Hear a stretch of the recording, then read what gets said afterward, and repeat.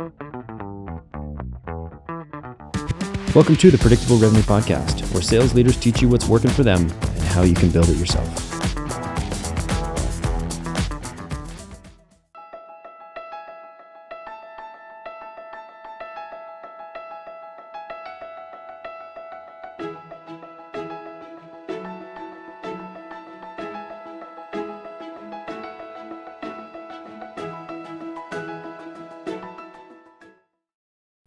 Welcome to the Predictable Revenue Podcast.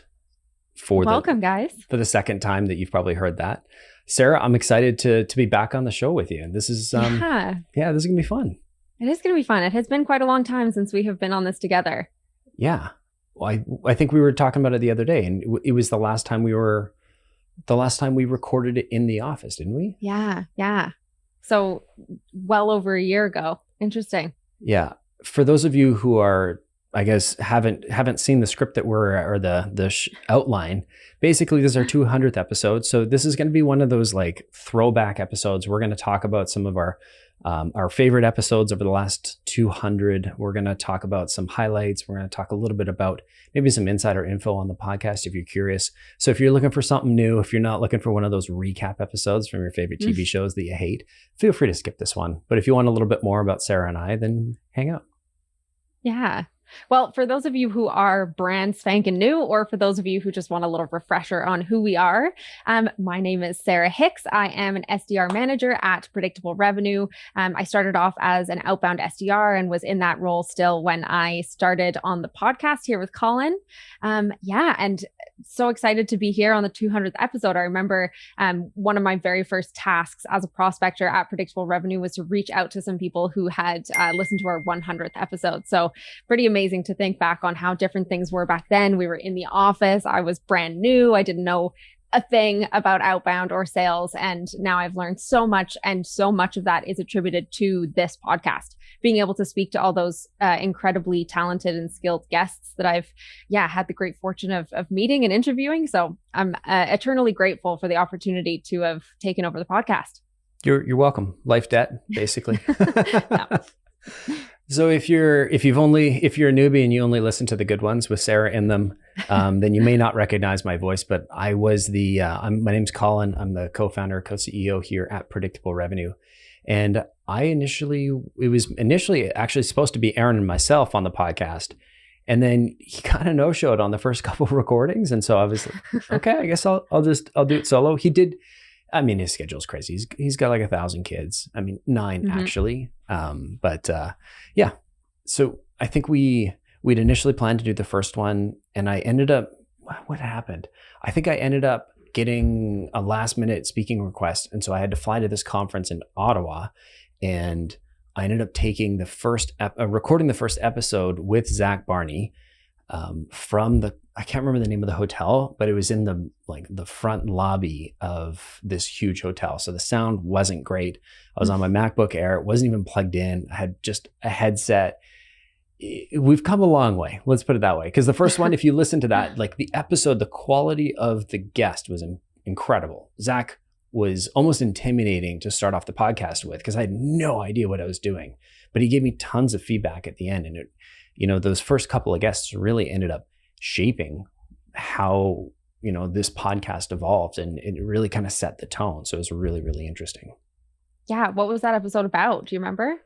We were doing, we were talking about spiffs. So basically outside of, and not just monetary spiffs, specifically, we were talking about non-monetary spiffs. And so the one example I remember, I think he said for every meeting his team, I think he had a fairly sizable team, for every meeting they set in the month, he would do a push-up. And I want to say he ended up doing something like 1,000 push-ups. Oh man. And then there was another one he did where for every something, I want to say maybe deal that turned into a meeting that an SDR passed and turned in and got converted, the SDR got to pie Zach. And he sat there and there was he had great videos of him actually doing not all 1,000 push-ups, but he had videos of him doing push-ups, and I think he had a vine of him getting pied in the face, and the one guy just so slowly. Started at the very top, just very, very gently, and slowly worked it down. It was awesome. Nice. Yeah. And then after the recording, we just sat there and talked sales for, I don't know, an hour. Got a ton of feedback from Zach. The next episode I did was with Matt Amundsen, just another guy who turned out to be just such a legend. Gave us great feedback in terms of, here's what you're doing, and here's what's interesting. Here's the type of podcast that I would listen to. So I'd say, I know there was a number of influential people we had on, but I think those were the first two or in the first 3 episodes, and Zach and Matt were highly influential, had a huge stamp on the podcast. So cool.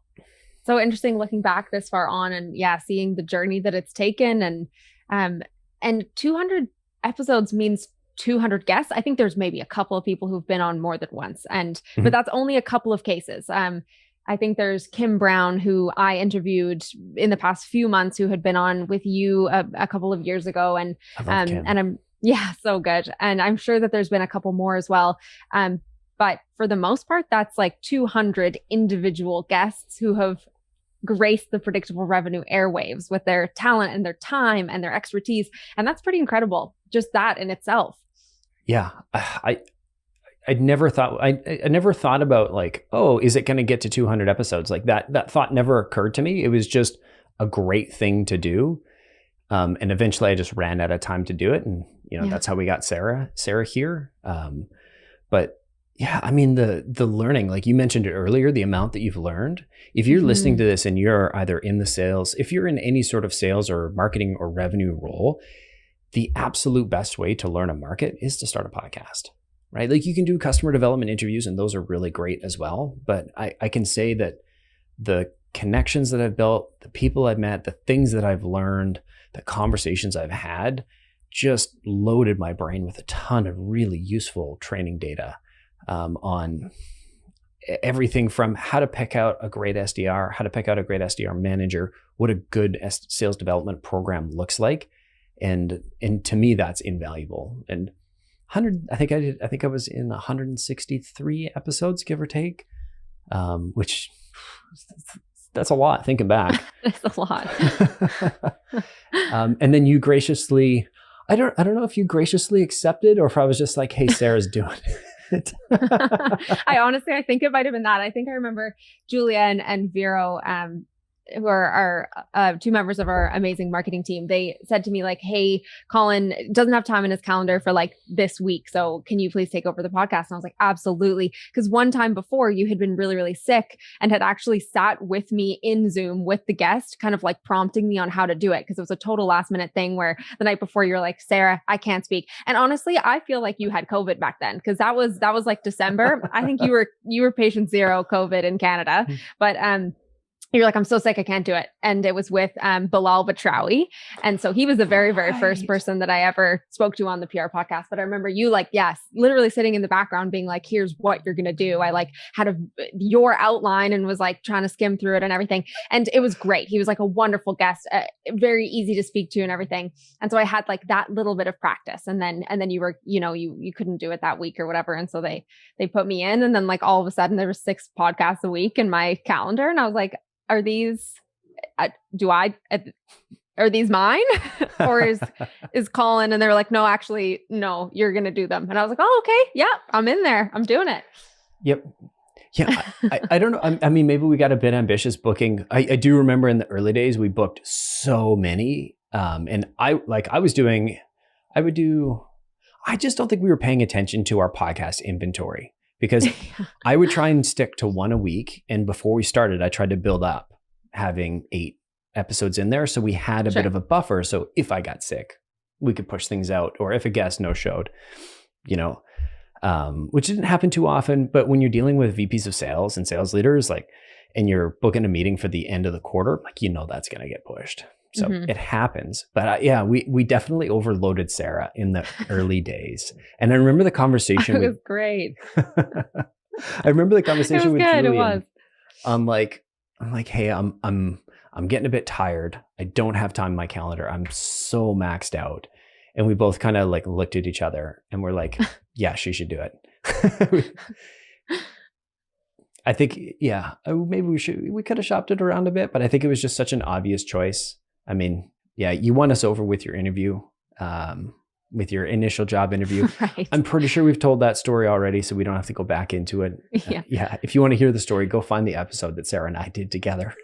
Well, we're actually going to talk about that in a little bit. So we won't tell you the story again, but you'll know where to find that episode and which episodes that the wonderful details are shared in. That's right. This is going to be an interesting one because we're going through some of the highest, the most viewed episodes, and then Sarah and I cherry picked a couple favorites. Some that I think I picked the one that was most impactful on me and predictable revenue. Yeah, and the one that I chose was most impactful on me as an SDR manager, which was a position that I've taken just at the beginning of this year. So honestly, if I had to pick one that was most influential on me as an SDR, I could not have, because honestly, it was every single one. It was like, I learned so much every single time I spoke to somebody. So yeah, I've had to narrow it down to just the one that I feel has had the greatest impact on my team and kind of their success. I'm excited to dive into it. But so we're going to talk about some of our top viewed. So there's three that are the three top viewed from the whole 200. And we're going to dive in a little bit. We'll share some snippets with you guys of kind of, highlights from that episode. And we'll chat a little bit about them. Collin, what's the first one that we're talking about here? So this was episode 11. So they've had a bit of an advantage. We shared this pretty heavily, and a lot of people would ask me about how do I personalize my outreach and messaging, sequence, outreach, whatever you want to call it. If we think back, I want to say this is 2017, give or take. So episode 11, I think it was like May, June 2017. Personalization was still a relatively new thing. I mean, SalesLoft have been talking about it for a long time. But if I think back to response rates in 2017, they were, for pure non-personalized email, they were still actually pretty decent. And so it wasn't the everything has to be personalized camp that I think is maybe a little bit more common right now. John Miller was just starting to talk about Engage.io. So the ABM, or account-based sales development, was still fairly new. But talking with David Mordzynski, who was, I think at the time he was a SDR at Demandbase. And I want to say between recording and publishing, he might have got a bit of a title bump. So there might be something different. But yeah, we talked about basically like how he in 2 minutes, how he goes from, I can't believe I'm remembering all this. Like I'm not looking down at the script. Basically, it was his algorithm for looking at somebody's LinkedIn and in 2 minutes pulling out how he's going to personalize his first touch, his second touch, his follow-up. And he basically outlined his algorithm in terms of like, here's how I think about it. This is what I look at first. Here's the most powerful things. If they're not there, do this. If they're not there, do this. So why don't we have a listen to that? And you and I are actually going to listen to this. We'll pause and somebody on our marketing team is going to edit it in. But why don't we have a listen right now? And then I think it's a minute clip. And then we'll come back and we'll talk about the next one. Or maybe we'll do a little recap on this, some interesting things, and then we can move on to the next one. Sounds good. Personalized, right? Like what's in it for me? There's going to be a ton of extra effort, extra work. Talk to me about like the difference between just that sort of blanket mass template approach versus what you're doing. Well, I would disagree if people say it's more work to personalize an email. Would you rather send out 100 generic emails or 10 personalized ones? What's more work? Oh, you just queue them up into a big system and it's off. It's brainless. Right, but at the end of the day, reply rates matter, right? Totally. You send out 100 emails and nothing comes out of it. You ask the question, what's in it for me? Well, if you do that, you don't get anything, right? Mm-hmm. If you end up personalizing 10 emails and you get 3 responses back, that's what's in it for you. Cool. Is that generally the sort of response rates you're expecting with these emails? He's like, let's get to the funnel metric. let's, well, that's a great How question. many? Yeah, what'd you get? It really always depends. And I think there's 2 common factors. It's really the title/responsibility that your prospect has, and then B, an action that they took, right? If you can see that a prospect's been on your site, chances the reply rate's up to 50%.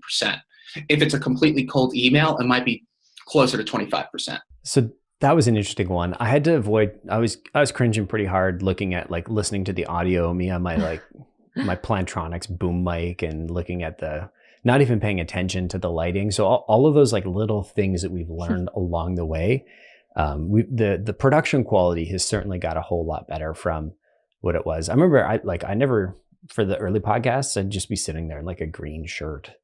You're like, did I shower today? Did I not shower today? I eventually got into a lot more like paying attention to things, but I don't think I took it very seriously in the early days. So anyway, that's what I see when I look at this. But what I remember was that basically the conversation around, should I personalize and should I not?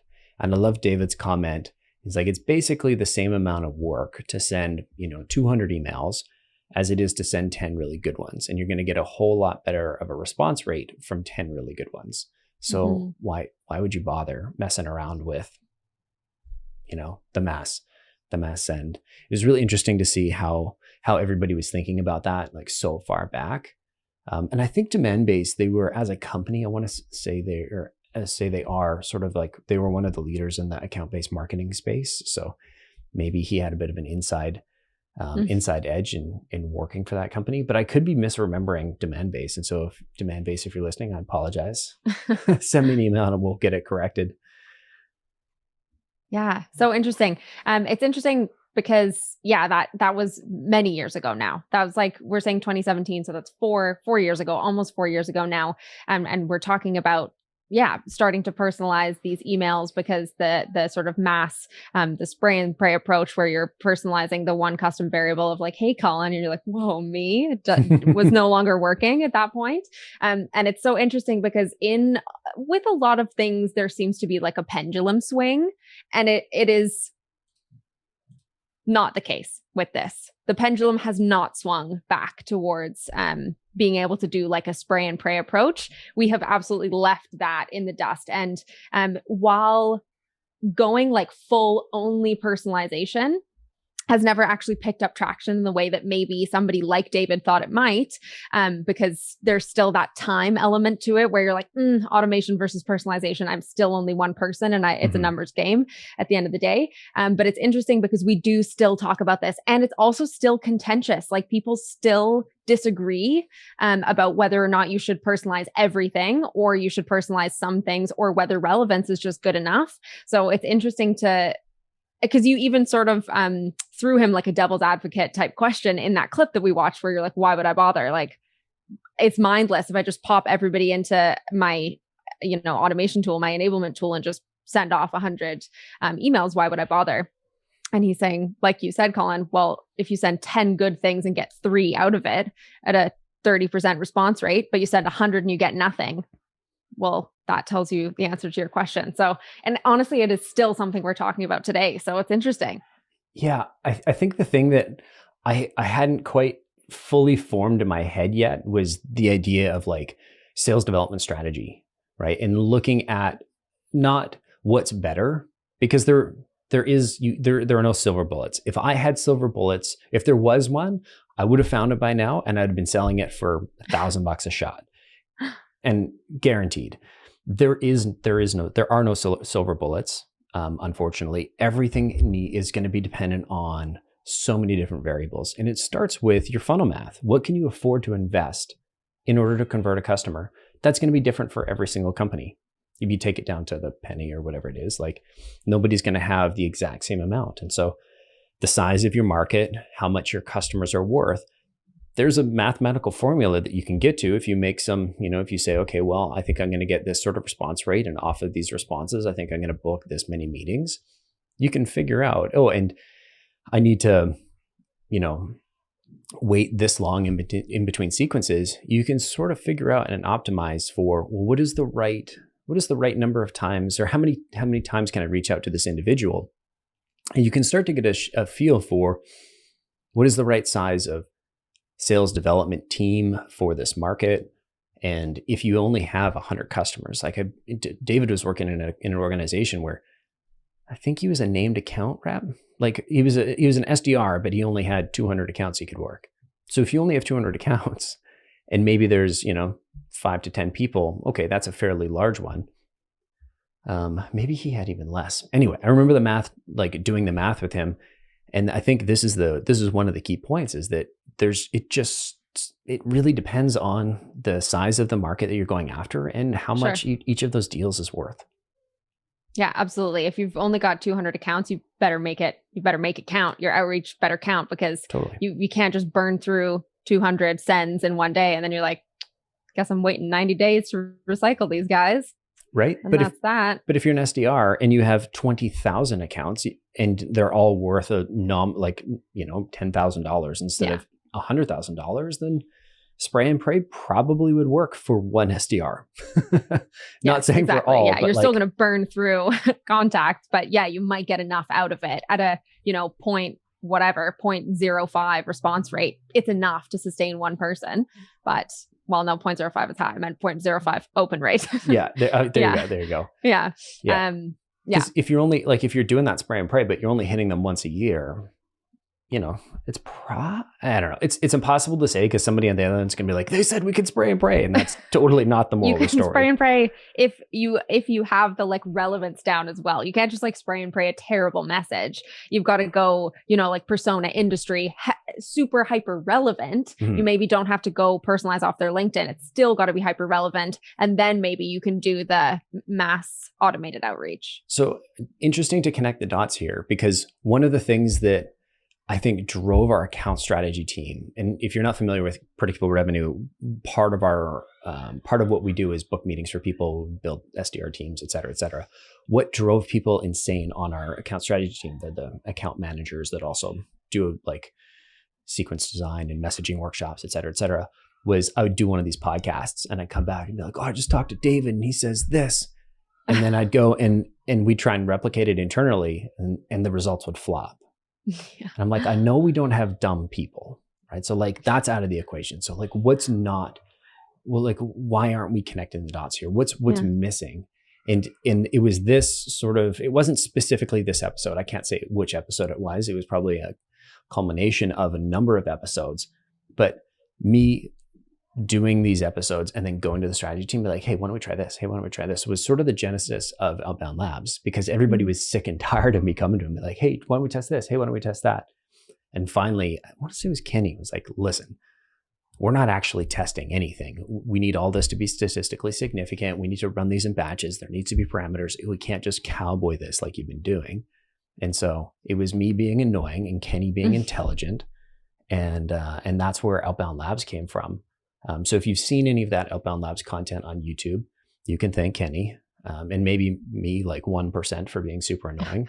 And if you did like that content, that's coming back in a big way later this year, which I'm pretty excited about. We haven't quite figured out how we're going to produce all of that and how we're going to wrap that into, whether it's podcasts or YouTube or whatever, but we basically have all of our clients. Our team is running an experiment for at least one of our clients, for every single one of our clients. So we've got quite a bit more data than we did before. So I'm really excited about that. But anyway, I just thought I'd sort of connect those dots between learning things on the podcast and then finding a way to test them. Because like you said, there is no right or wrong answer. The best thing that you can do is try and pull out, okay, here's something that's interesting. Let's find a meaningful way to test this out and see if it works for us.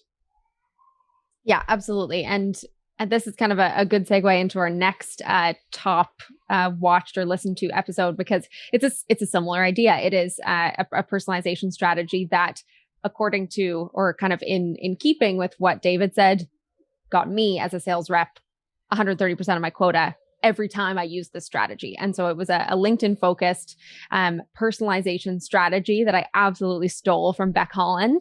And it worked incredibly well. And like you're saying, it works only for, there are a lot of parameters, let's say. We'll watch the clip and get a little taste of it, but there are a lot of things that have to kind of fall into place for this strategy to work. So it's not the kind of one that we could say hey, all of our clients are now going to use this and everyone's going to hit 130% quota. It's persona specific. It's people being active on LinkedIn specific, but let's watch the clip and then we'll chat a little bit more about it.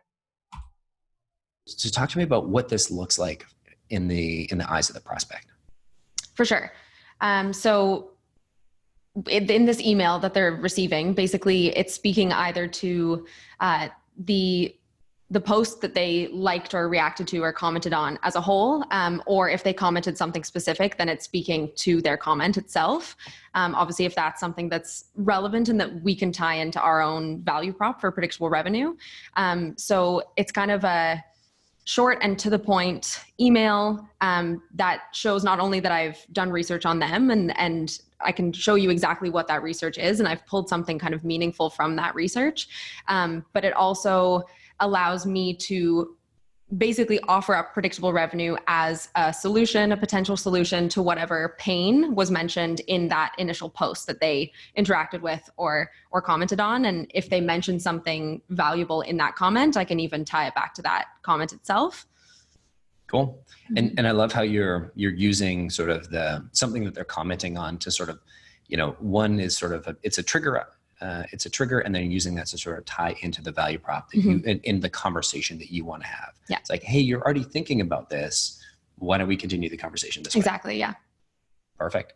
And so I know we were going to get into how does it work first, but I want to front load this piece. I mentioned earlier that you were 130% quota, the first time that you tried this, like right out of the gate. Can you talk to me just a little bit about some of the results? And we don't have to go super deep because I know we've got some time for that a little bit later, but sure.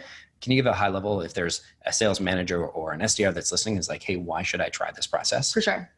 So the first time I ever tried this campaign, I think it was like a 96% open rate and a 36% response rate. And even though not all of the responses were positive, I was getting what I call positive negative responses. So as an SDR, that so many of your emails just go completely ignored. People are probably clicking you into spam, or people are saying, no, thank you, unsubscribe or whatever. And that's kind of the extent of the negative responses that you'll get to see. But I was getting people respond back saying, hey, this is like a really great first prospecting email. I've never seen one as good as this. So even though we can't do this for X, Y, Z reasons, this is really fantastic. So and yeah, as Collin mentioned, in the first month that I was doing this, hit 130% of the quota. So way more meetings coming from one specific type of campaign than I would normally have. I'd obviously normally be pulling in meetings from a bunch of different campaigns, but cool. So yeah, that strategy is one that does tie in pretty well with David's episode that we were talking about first. It's personalizing using stuff on LinkedIn. And it was a bit of a different approach. I mentioned that I absolutely stole it from Beck Holland, and that's because this is her approach for when you have an account-based list, again, similar to David. It's how to take that prospect that you have, go look on their LinkedIn and find the best possible stuff to use for personalization. And then she had a great template for how to create a really short, sweet email that would refer to that personalization content and grab their attention. The issue, of course, being that when I had my list of people that I was reaching out to, they didn't always have a lot of activity on LinkedIn. And so I wasn't able to use this strategy, but I knew it was really good. And so I went the opposite way and I found a post that was already relevant to PR, or the content was already relevant to the type of stuff that we could help. And I pulled the people commenting or liking those posts and reached out to them using the same Beck Holland personalization technique. And yeah, it was great. It was the same type of results that David was talking about in his episode, where my quota, I hit like 130% of quota that month. The open rates on one of them was ridiculous. It was like 96% open rate on one of these campaigns. And the reply rates were all in the like 30s, 40s. And the interesting thing was, of course, open rates and reply rates are one thing, but what you really care about is the positive reply rates. Like you could have 100 negatives and say it was a high response rate, and that would not be good. But with these people, even when they were giving me a negative, it wasn't like, no, thank you, unsubscribe. It was like, this was the best cold outbound email I've ever gotten. I don't want to work with you, but I needed to tell you that I really liked this. Like, this is different from anything I've ever gotten. I loved it. And other people like jokingly being like, I have an opening for an outbound SDR if you want to switch jobs over here. I was just going to say, it's not a great sales development email unless you get at least one job off of it. Yeah, exactly. Exactly. And I'd see people like share it around their whole companies. And then like somebody would reply accidentally, including me on the reply. And I'd see all the people that it had been bounced around to and stuff. So people loved it. And even with those negative replies that were these, what I would call positive negatives, there were a lot of positive positives because I did hit 130% quota. So that was a prime example of when personalization was very effective. Now, of course, it doesn't work for everybody because not everybody's ICP is going to be very active on LinkedIn. You can substitute LinkedIn for Twitter or forums or somewhere else that you might be able to find your prospects sharing stuff or being active. But it's not a silver bullet. There is no such thing as a silver bullet. But that being said, it was still a great strategy and one that does hold up. In the case where personalization, when you've got great content to use, good, strong personalization still does generate a higher positive response rate, but it really has to be the right stuff. It can't just be any old piece of personalization junk. So, yeah. Yeah. Did you do any cold calls that month? No. I think I maybe did a couple of like engagement calls where if somebody had opened this one more than once or like shared it with 5 people at their company, I would give them a ring. But honestly, once I started getting the traction, I was like, nice, I could just do a bunch of these. And I just kept going and compiling lists of these posts that would be good fodder for this type of campaign. And honestly, my volume was low. It would be like, because there'd only be, say, maybe like 25 people of 100 who were in ICP that had commented and that had commented something actually useful, not just like tagging their friend and being like, this is dope. And so it was really high conversion. Like I wasn't blasting through a high volume. Like David was saying, I was able to do like maybe 5 of these campaigns at once that only had 20 people active in them, but were getting me, my quota at that point was 10 meetings per month. And so this was 13 meetings, like, qualified and accepted on the AE side that were generated just from this. And yeah, like you said, no calls. Yeah. And that, like, for context there, those 13 meetings, those aren't like, it's not like those are low bar, right? They need to be within ICP. They need to be accepted and moving forward.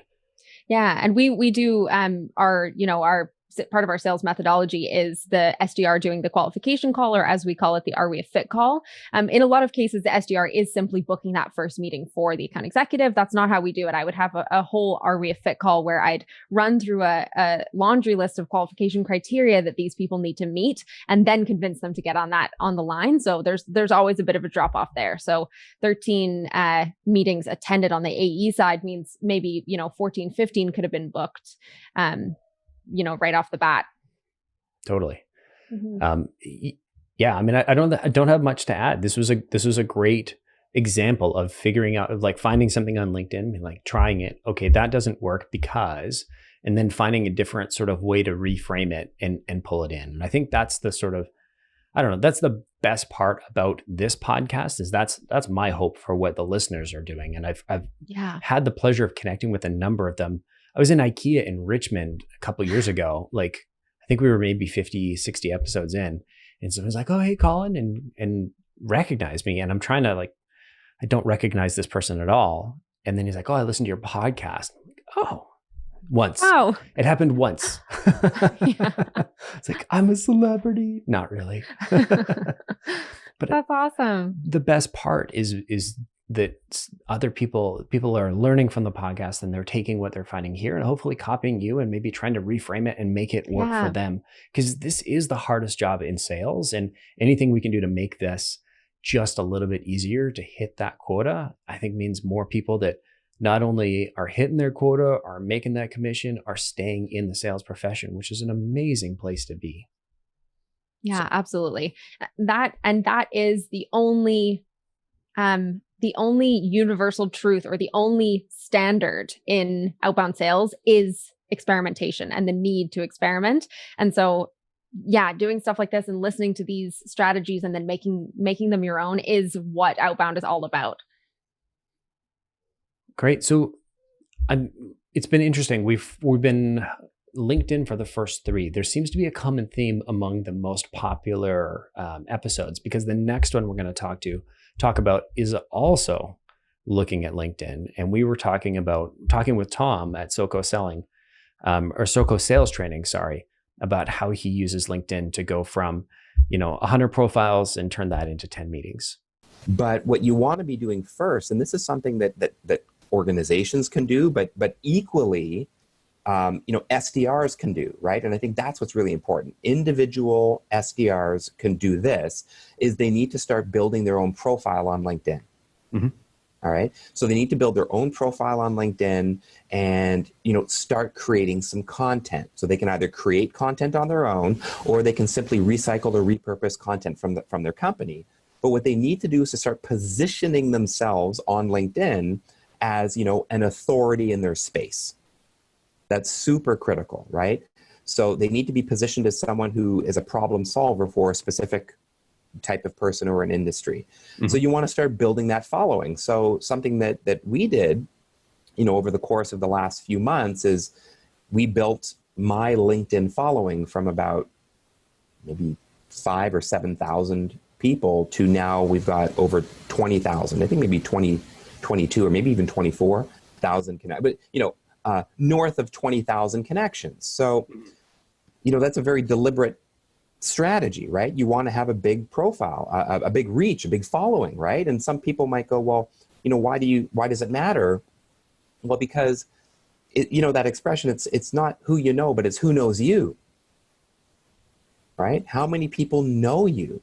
So when you've got those people that know you and they start to see your stuff and they see your content and you're just giving and giving and giving and giving, and I'll share more about that later, when you're just giving some great content, that kind of sets them up for when you now go out and start to approach people.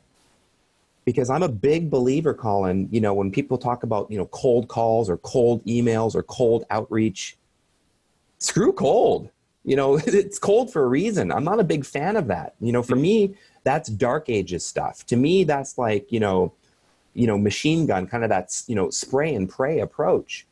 But we're more into like kind of this sniper approach and going after people that we feel like are the right people, but they also might have a genuine interest and at least will be receptive to hearing from us because they may have seen my stuff on LinkedIn before. And they're like, okay, let me give this guy a few minutes. So this will be an interesting one to talk about because I recorded the episode and episode 44. So this is 144. This was recent-ish, but it was still a while ago. And I think the most interesting piece here is even though I recorded this, Sarah actually knows this better. This was right around when you were ghostwriting for us and still are. Writing for us and for the blog. And so anything that there's quite a bit of great content that's coming out and Sarah is the person behind a good deal of it, both on the writing side and on the audio side. So you've actually, not only have you written an article about this, but you've also put this into practice. So why don't I hand it to you? Why don't you walk us through Tom's method and then I can maybe add some color commentary from what I remember. Yeah, absolutely. So this one stood out to me because it was around maybe the first time that I heard somebody speaking about social selling as a long game. So for a long time, LinkedIn was the emerging channel where tons of meetings were being booked. You were able to reach out to somebody, like connect with them, send them a message and book a meeting within, two backs and forth. And it was quick. It was quick conversion. And then it started to lose its steam, as any good channel does.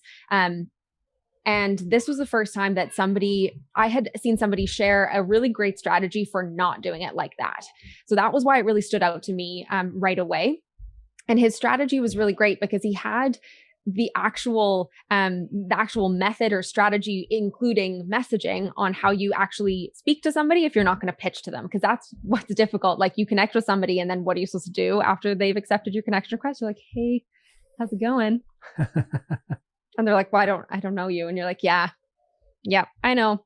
So this was really interesting for me. So he has his connection request, and he talks about expanding his network in his connection request. So he's not going to come in and sell you. You can tell that from that connection request, and that's great. And he doesn't bait and switch. He doesn't come in and sell you anyway, which is definitely a tactic that I have.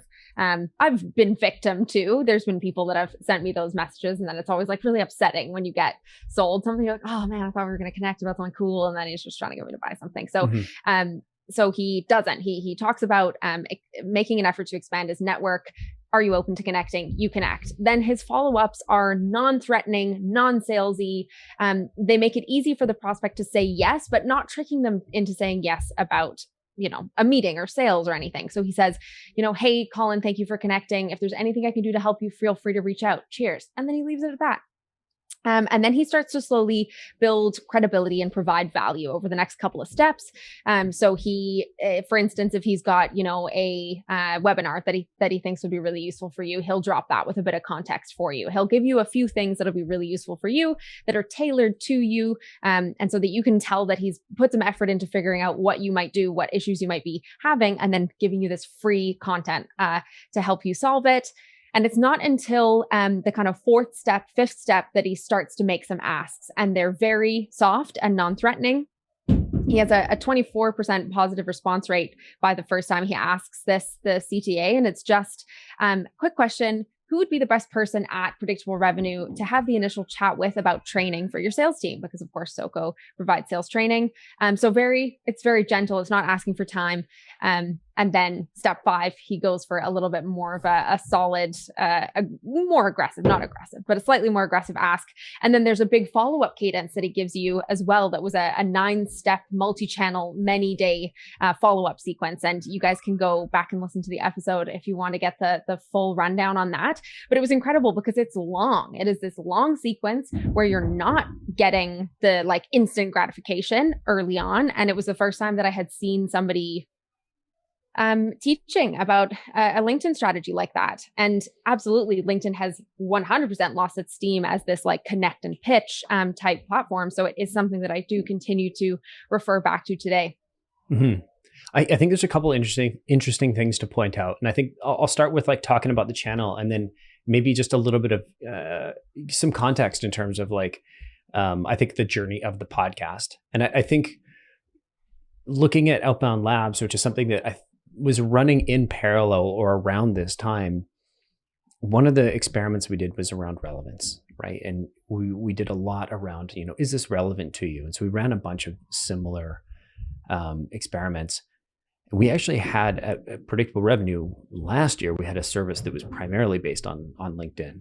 One thing I can say is that if your message is relevant and you're not super annoying about it, it's not copy paste, it doesn't look like a marketing email shoehorned into LinkedIn, it's probably going to do okay.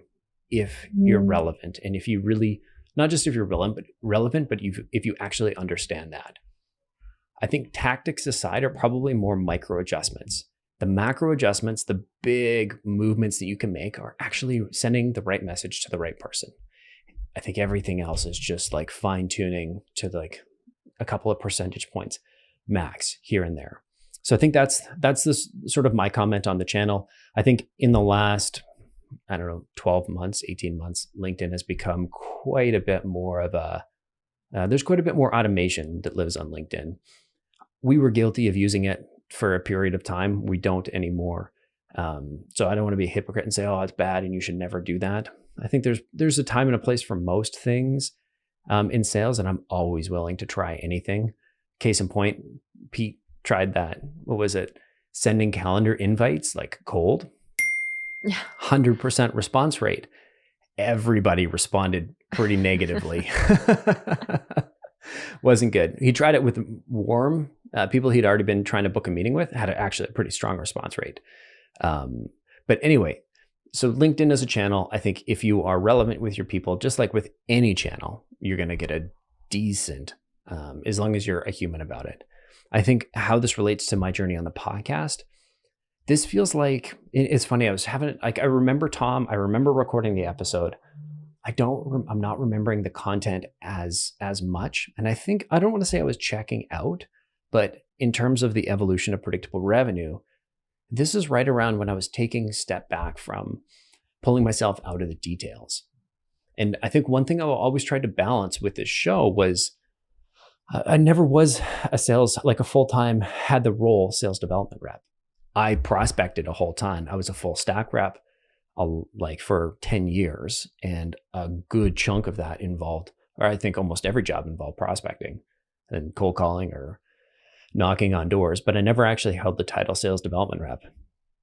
And I think there was kind of a line to draw, when I was more involved in the account strategy team and planning out things, I had a conduit to test some of this experience. And I started feeling around this time, I can't say it was this specific episode, but it was around this time where I'm like, I'm not sure I belong here. And not that I'm not enjoying the podcast, I've learned a ton and I really, really enjoy sales. But this is a podcast dedicated to sales development and booking meetings. And I just wasn't in it in the day-to-day anymore. And so this is right around when I started thinking, hey, we should bring somebody in who's actually doing this, who can speak from experience instead of me speaking from, I've been a salesperson back in the day, and back in my day we had fake machines and we knocked on doors, and I think I was experience-wise, it was becoming less and less relevant to what was happening, what was new, what was hip. So that's what brought you, Sarah. She's new and hip. Just me. Hip is what they call me. As you look on our LinkedIn, that's what it says. Yes. I'll send you a LinkedIn recommendation. Hip. Yeah. She's yeah, new you and should hip. endorse me for being hip. Yeah. There you go. Absolutely. So it wasn't just sheer laziness in terms of why I gave up or handed off the podcast to you. And I'm recording a couple episodes here and there, but my experience is more focused on, I've been the CEO for 9 years. I haven't been, and I jump back into sales every now and then, but I haven't done that in a while. So I'm trying to focus on those higher level, like executive level episodes that are harder to track down sometimes, but lower volume, higher, hopefully slightly different conversations. But I am very grateful that you were able to take up the podcast and do such a great job. Thank you. Yeah, honestly, it has been it has had such a huge impact on both my ability as an SDR and then now on my ability to manage people and be able to this kind of spirit of experimentation, which is something that we really hold dear at Predictable Revenue. It's something that I have been able to share with and impart on my team because it's something that I was able to do myself. Yeah, we talk about the need to experiment and stuff, but if you don't give your SDRs an environment where they feel safe to do so and supported to do so, and also have sort of like the base amount of meetings, I guess you have to have a validated strategy that you can fall back on before you can go experiment. Because if you're just blindly experimenting, you don't know where you're getting your meetings from, you're panicking, it's tough. So being able to work for a company like Predictable Revenue, who of course has that experience under its belt, gave me the platform and the environment to be able to go and experiment. And then that's huge because I feel that my learnings as an SDR accelerated far more quickly than I think a lot of more traditional companies with sales reps that just do the thing that they're told to do for 2 years and that's that. So yeah, and the podcast, of course, has had a huge part in that. And I think that's a good segue into the episodes that have had the biggest impact on Predictable Revenue as a company.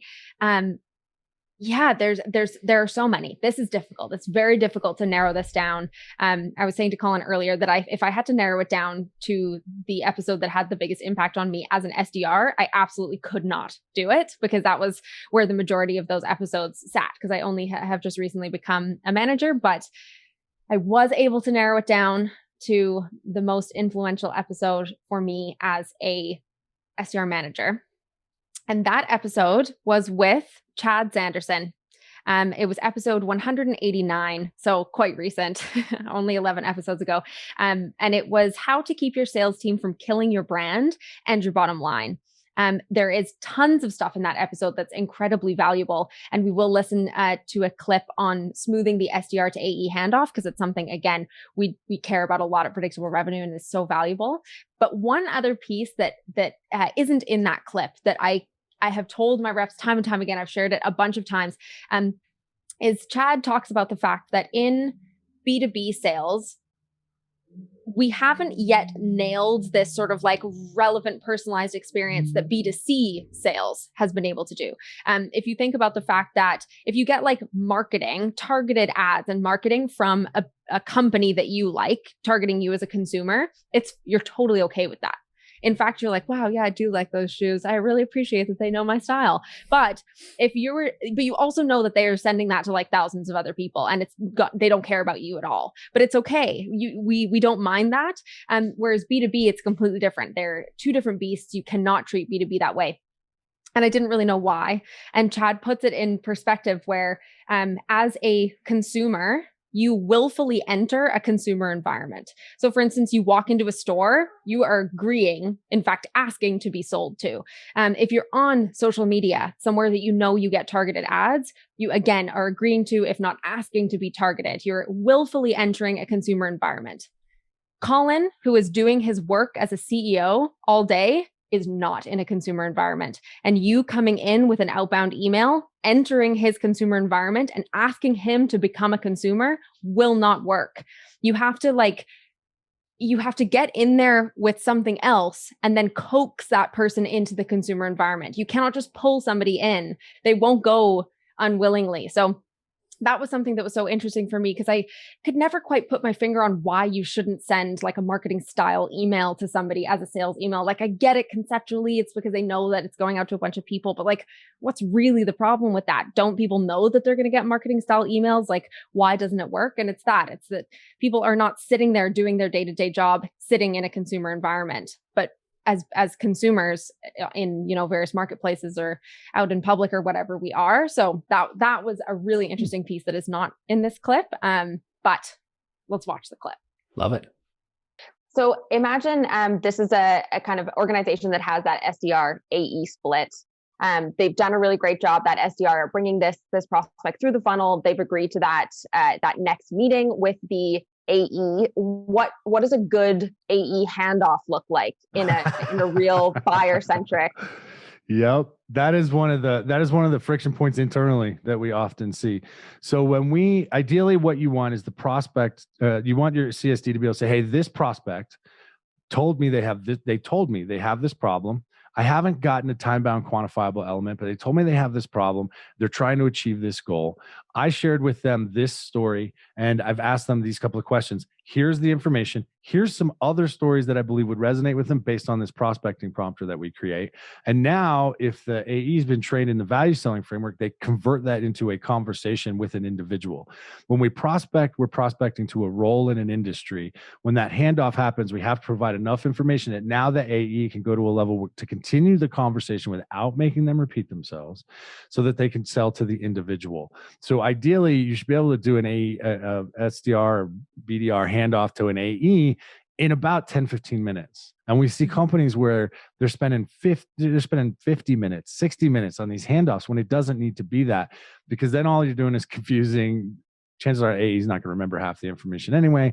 Then they're going to start asking questions that makes the prospect repeat themselves, and nobody likes that. So that concise, using a framework, prospecting prompter, in our parlance, prospecting prompter to a value prompter, allows that conversation and that buying experience to be consistent and to grow organically, so that it feels like a natural evolution of the relationship. And what we see is, as a result, we see significant increases in deal sizes, increases in sales velocity, so that deals close faster. We see a huge increase in forecast accuracy, because I know exactly what I have, what I don't, what I need to get, right? And as a result, those metrics that are put off allow the business to do what it needs to do without compromising that relationship of creating a frictionless buying experience all the way through. Really interesting listen. That was, yeah, it's interesting. Like, it's obviously the podcast, and I'm looking, I'm like, well, I'm not there. What's going on? Just before we stepped out for a second there, you mentioned, you were talking about, me, like, if somebody was emailing me, I didn't walk into a store, so I'm not in a buying context. I love that call out. I think one of the things that I thought as a rep that was early in my career, I remember reading like Robert Cialdini's Psychology of Persuasion and all these books, sort of similar, some neurolinguistic programming, some things like that. They all basically were hacks, because I thought I could, I mean, at the end of the day, manipulate somebody into, and I had no malice. I was just thinking, I can do these little things that will make them this much more likely, but it's manipulation. And I think one thing over my sales career, sort of as you're sort of building on your idea, one thing that I've learned is you can't manipulate people. what you can do is identify that there's a need, right? You can only find the need. You can only find something that already exists. You cannot make something exist. And I know this goes back to like the early Miller Hyman days where they talk about buying mode and this and that.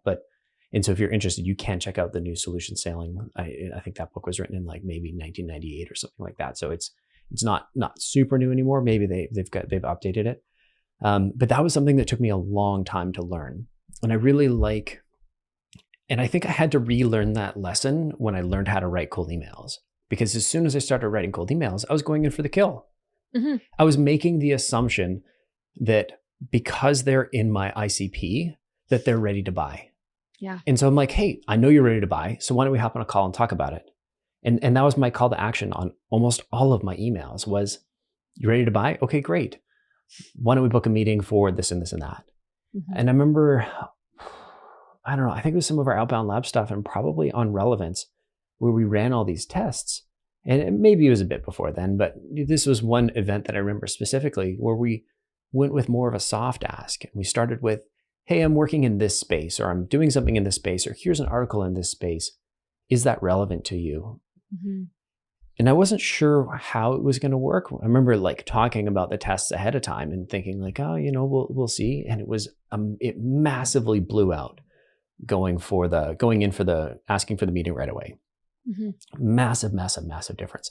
I know it's slightly different, but I think the relevant, like I'm not in a buying mode and you don't even know that I'm in a buying mode. You don't know that I'm in my desk, and you're not, by sending me that email that's templated that says, hey, book a meeting, you're not respecting that I'm sitting at my desk and this is my email, and you're infringing on my personal time, or I don't know, on my personal email checking time where I'm getting those little dopamine hits from new emails, and I click on yours. I'm like, you're making all of these assumptions about that I'm the right person, that I have this pain, and that I have enough pain to actually want to do something about it and book a meeting with you. And when I see sales development emails or LinkedIn messages or whatever it is, and they make those assumptions, like I feel like we did have a couple of great years, or maybe it's just the people that were targeting me at the time. There was a couple of good years in 2019, pre-COVID, maybe beginning of 2020, where people were being really thoughtful with their messaging, and I was getting really good sales development messages. It seems like that's all flipped, and people have gone back to like just straight up trying to book the meeting. If somebody has put time and thought and research into cold emailing me, I absolutely will respond. Even if they're like, it's not super relevant, I always respond. I shouldn't say always. I always try to respond, and sometimes things slip through. So if you did email me and I didn't get back to you, sorry. Or you didn't do a good job. Try again. Permission to try again. We'll leave you to ponder which one of those you are. I don't know. I feel like the industry may, or at least the people targeting me, have sort of backslid recently. But that was sort of the takeaway that I got from basically how you were framing up that part of the episode there. I know that's not what the section that we highlighted for everybody. I took us on a bit of a tangent here. This is we're talking about post handoff, or sorry, not post handoff. Talking about the handoff. Yeah. The kind of smoothing the handoff, because of course the title is how to keep your sales team from killing your brand and your bottom line. But the brand piece was about the buyer journey, and the fact that a lot of what we do as salespeople caters to us as salespeople, not to the customer, and having a nice journey. One of the things that can create a real hitch in that buyer journey or that customer journey is the handoff. If it isn't done smoothly, if like in the clip, like Chad mentioned in the clip, if your SDR is asking a bunch of questions that your AE then goes and asks again, all it does is hurt the credibility of the company and make them less likely to continue further down that buying journey. So smoothing that handoff process, having a set of questions that the SDR asks that are completely different from, but are kind of the foundation to the questions that the AE is going to ask is so important, so important. And I think Chad was actually speaking about a live handoff where the meeting takes place together. And he was saying, like if it's a 50-minute meeting, that AE is not even going to remember half the stuff that was talked about, but it can be 10, 15 minutes, and it should be 10, 15 minutes that the SDR is having these are we a fit questions or qualification questions, whatever you want to call that call, and then making that really smooth transition to the AE meeting. It's really interesting that, and it kind of leads into the next one that we're going to talk about, but I remember a couple of conversations we had with prospects early days that this is before Julian, I think even before you, it might have even been before Pete. It could have been Pete though.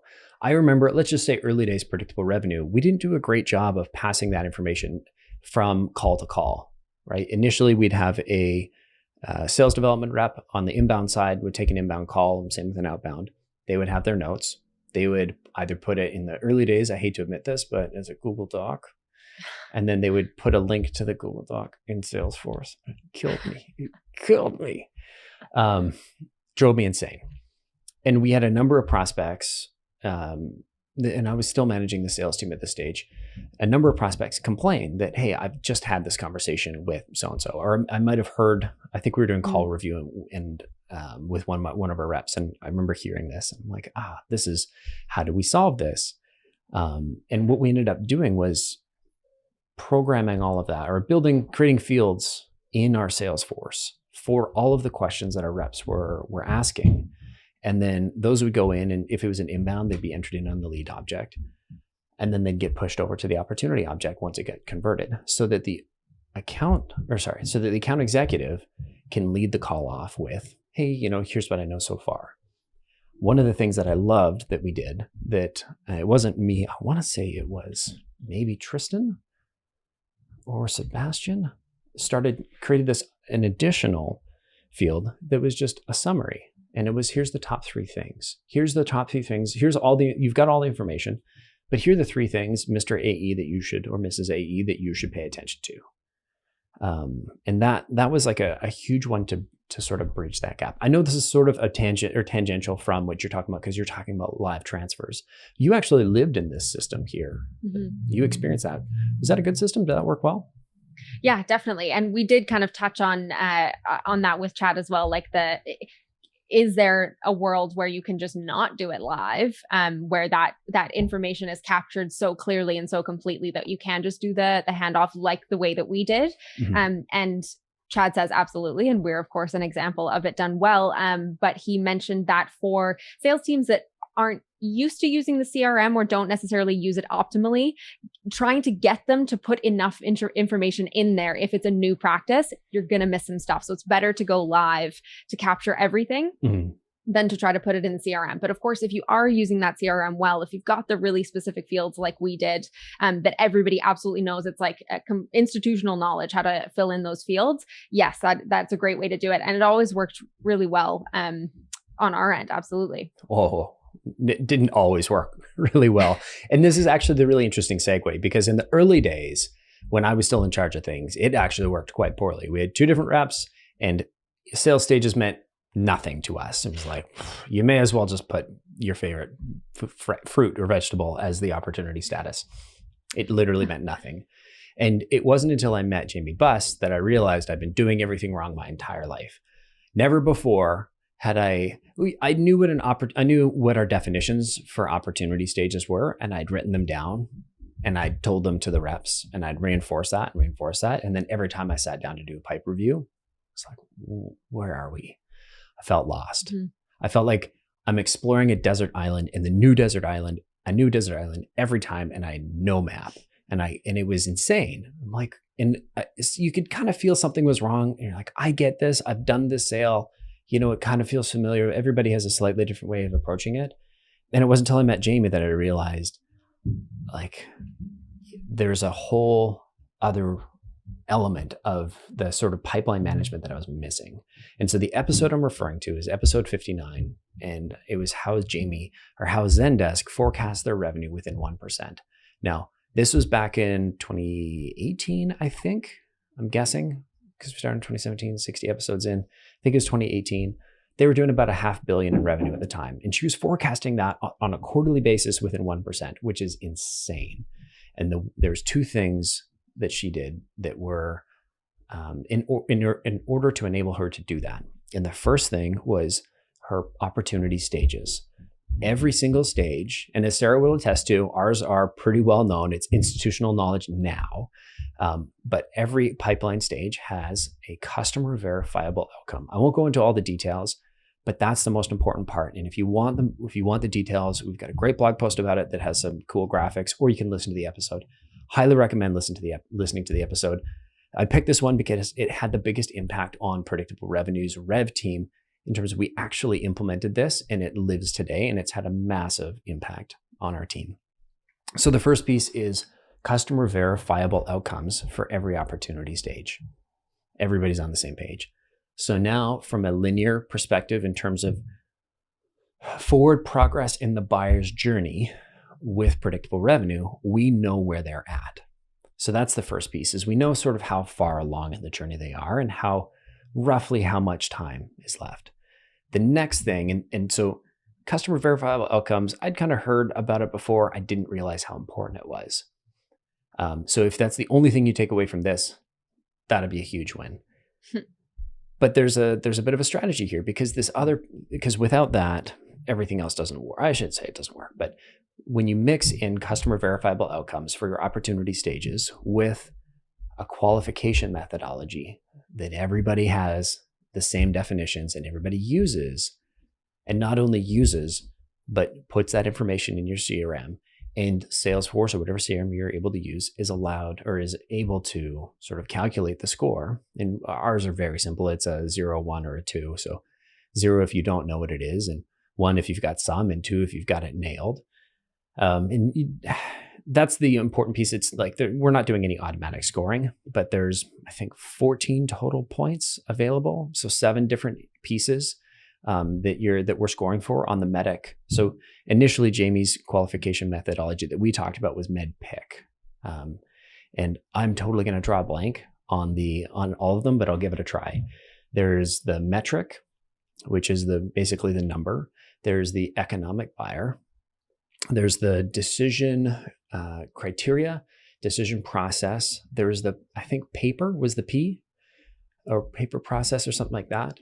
There's the I, and then there's MEDDIC, and then there's competition and champion. And then the I was, I'm totally drawing a blank here. I knew I was going to miss one. Anyway, I didn't want to let myself look it up and then pretend to be smart. I wanted to actually try and go from identified pain. Thank you. I'm thanking myself for remembering. So basically, we'd taken each of these categories and you score them on a scale of 0, 1, or 2.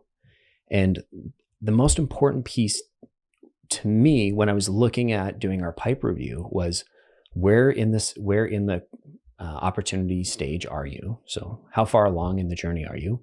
What is your overall MEDDIC score?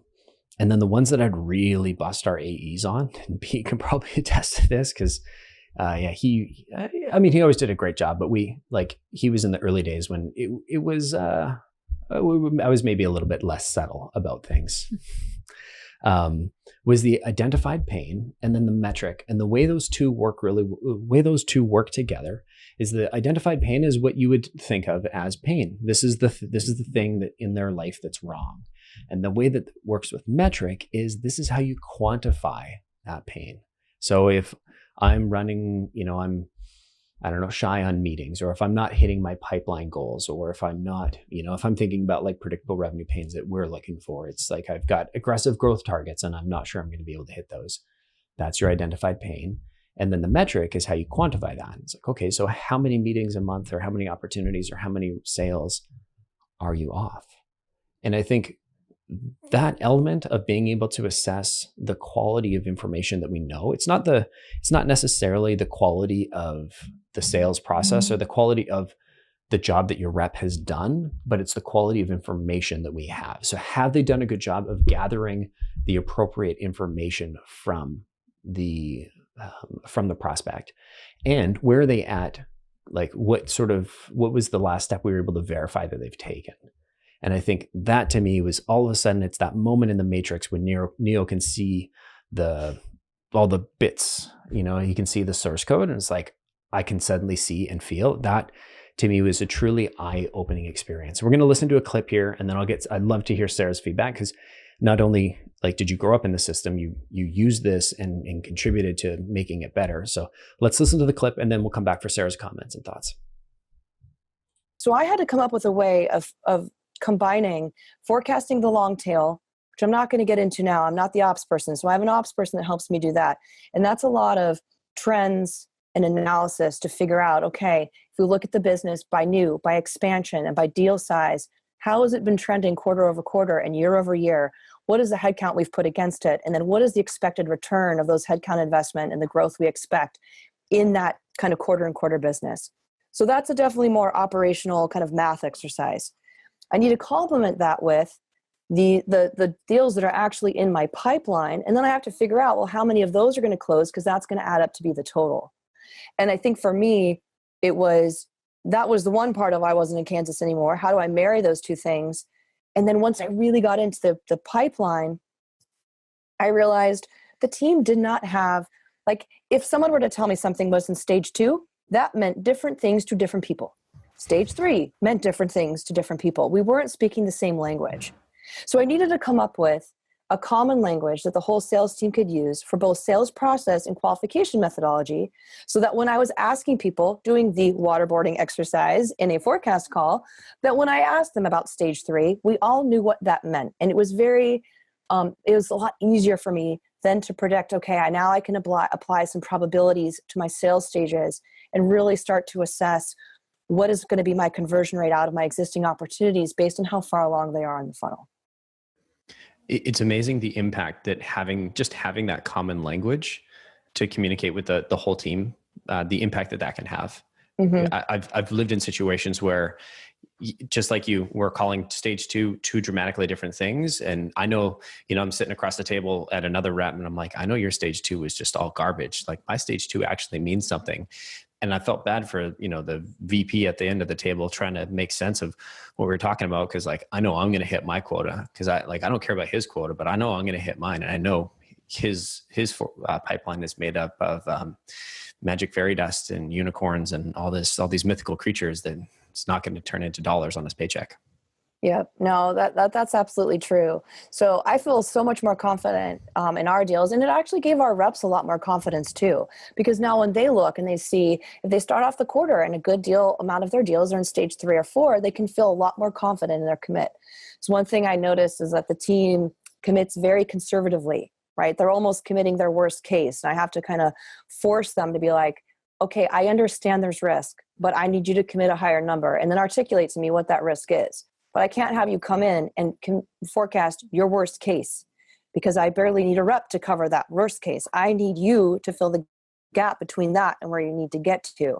So, walk me through that. So I think we're definitely getting better at that. But without having that common language, I don't think it wouldn't have been possible. It was just the data was almost meaningless. There was a deal with a deal with opportunity with a MRR, monthly recurring revenue, associated to it. That's kind of all I had. Right. So in any case, and we can kind of walk through the details of when we're ready here to kind of walk through what that sales process is. I think we did something a little different there too that really helped us compared to what I'd done in the past. Love that clip with Jaimie. Yeah. I'm a huge fan of Jaimie. She's one of the people we've actually had on the podcast twice. If you haven't listened to that episode, I highly recommend it. If you're not in a closing role, or if you're not in a sales management role, it's still worth listening to, because they're talking about basically how to quantify, in Sarah's words that she just mentioned a few minutes ago, how to quantify something that previously was fairly subjective. Some of those calls are still going to be subjective, but bringing a framework to it, you're going to be subjective in the same way, and you're bringing a little bit more objectivity to it. So I love that. If it's not super relevant to you, if you're you're a rep, you're an SDR looking to be an AE, or an AE looking to be a sales manager, I can't remember the episode, but we had Jaimie back on the podcast to talk about that path to management. Zendesk has a great program for taking somebody who is currently carrying a bag or has a quota and giving them a chance to taste sales management, so that you don't have to make the jump from AE to sales manager or whatever it is, because it is quite a different role. Mm-hmm. And so I want to throw it back to Sarah, because I know you didn't specifically engage with our MEDDIC system, which in Salesforce is as beautiful as Salesforce can possibly be, but you do have some experience trying to quantify something that's relatively subjective. So we're going to throw a little bonus shout out to an episode here. Why don't you tell us a little bit about it?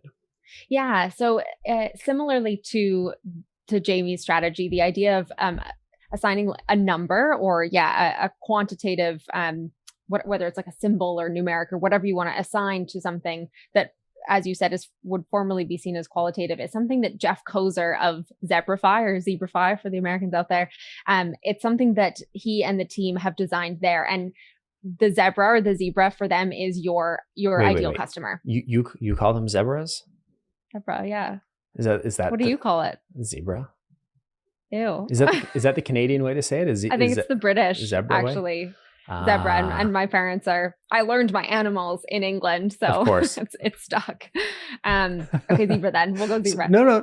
I don't want to rub anybody the wrong way, Collin. Hey, you're welcome to use whatever language that you decide to. I was just like, well, it feels authentic to me to say zebra. And I support you. Even though you're wrong, I support you. Thank you. I appreciate it. That's one of the wonderful things about working for predictable revenue is this undying support. So Jeff Kozer, zebra. A zebra is your ideal customer profile. The reason it is a zebra is because, like I just referred to there, a kid can look at it and know what it is. Like there's no confusing what it is. It's one of the most identifiable animals. And the idea is that your idea of your ideal customer profile should be that concrete. So he teaches you how to get there, and then a similar sort of opportunity scoring system where you assign a numerical value to each stage and sort of the readiness at each stage, similar to Jaimie's approach. So I think it's called hunting your zebra or something like that, but it's the Jeff Kozer episode. And it's a brilliant one for a kind of a different but similar approach to mapping out something in a mathematical way that normally would just be absolutely gut feel and throwing caution to the wind and hoping that you close everything. Mm-hmm. I think anytime you can start to remove a little bit of the subjectivity out of the way that you manage your pipeline, the way you manage your people, I think is a huge win, especially in sales when so much of what we do comes down to, it's a subjective call. So anything that you can do to bring even the slight semblance of data to something that's something like that, I'm a huge fan. Something so human. Yeah, absolutely. And genuinely, I can say that bringing in Jaimie's process into predictable revenue has made PR better, has made our people better, has given us a better ability to coach them. Because before, we were not able to really triangulate like where reps were missing deals, because you don't know, because everything is so subjective, because you don't have the map in front of you, or you have a map, but all the markers are different. Every time you look at the map, everything's changed. And so I think that's why I picked this episode, because it was mind blowing for me just to meet somebody of Jaimie's caliber and get a chance to learn from her, and two, that we implemented this. And I can't remember the name of the guy who did the follow-up, but we'll track down. It was somebody who worked with Jaimie at Zendesk in the early days and actually built this all into Salesforce. And so if you are looking to implement this episode, we'll have a link hopefully in the show notes, if you're listening to the podcast, or in the description if you're on YouTube. And I'm hoping the guys, I can see it was Mesosphere. I think it was David Mesosphere. Anyway, so if you are looking to build this into your Salesforce, there is a way. It's fairly easy. I was able to do it. The only thing I couldn't get going was the stoplight graphic, and I got one version, but I couldn't get the one that I wanted. It was just like a light, not like the full stoplight, and I wanted the full stoplight. So that's the one thing that I had to get a Salesforce contractor, and he's like, "Oh, you just change this bit." So anyway, I'm rambling. I'm a huge fan, and was very grateful to have Jaimie on the show twice. Yeah, super interesting. And that kind of concludes our wrap up of the past 200 episodes. What a journey. What a huge amount of incredibly talented and amazing people that we've had the pleasure of interviewing. It's such an amazing privilege to be able to host all these people on the podcast.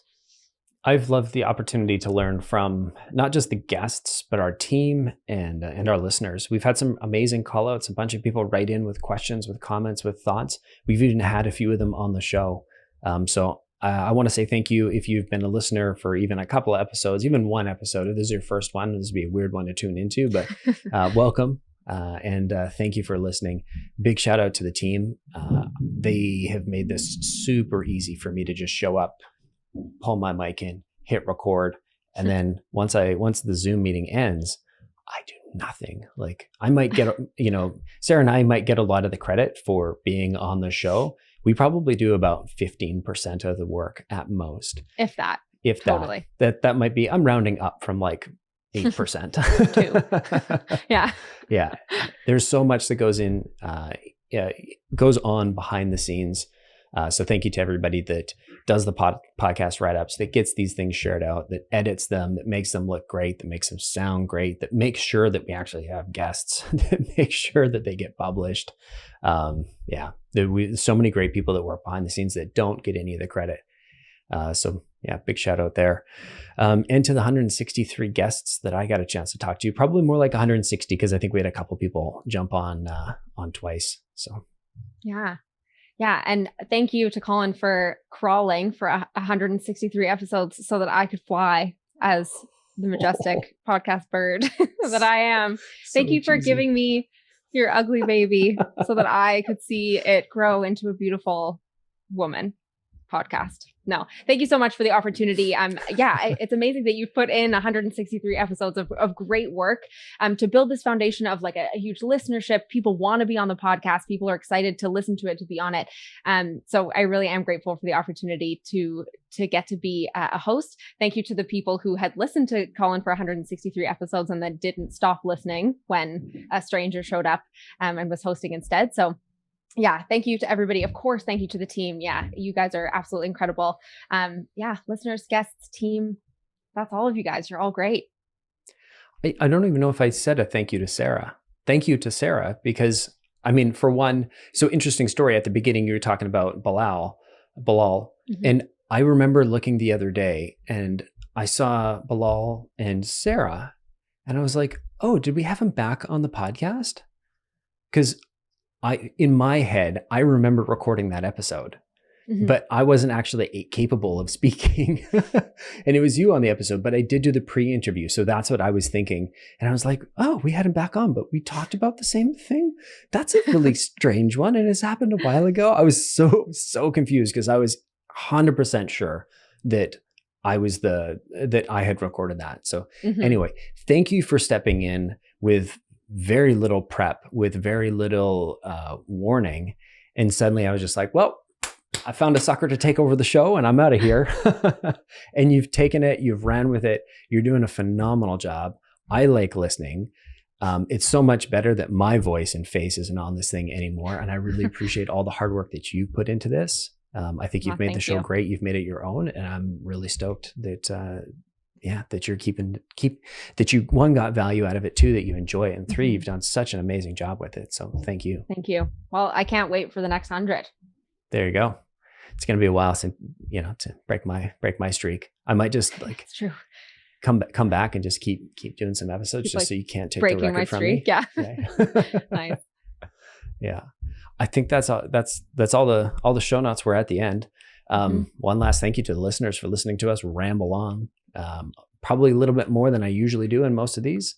But you're the reason we show up. And if there's anything that we missed, if there's any favorites that you had, I'd love to hear about it in the comments. I don't check all of them, but I will check these ones here, and we'll make sure that we get back to everybody. So let me know, what were some of your highlights, some of your favorites, whether it was an old one with the old guy on it, or some of the new beautiful butterfly women ones. I don't know what the morphosis happening there turned into, but the ones with Sarah on them, obviously the quality stepped up quite a bit. So let me know which ones were your favorites. Yeah, I'd love to hear that. Awesome. Thanks, everybody. See ya. See you.